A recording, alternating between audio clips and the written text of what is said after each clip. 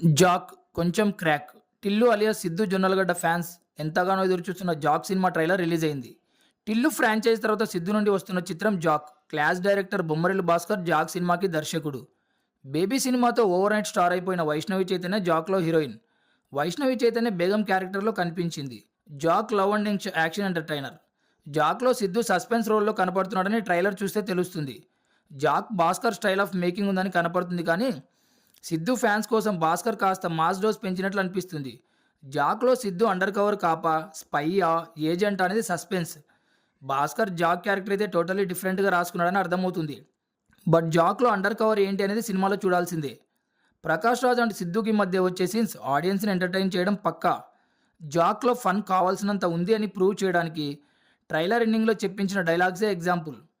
Jack ట్రైలర్లో టిల్లుకున్న అడావిడి లేదు, but Jack సైలెంట్గా ఉన్న చాప కింద నీరులా పాకుతాడనిపిస్తుంది. ఎందుకంటే జాక్లో అక్కడక్కడ టిల్లు కనిపించాడు.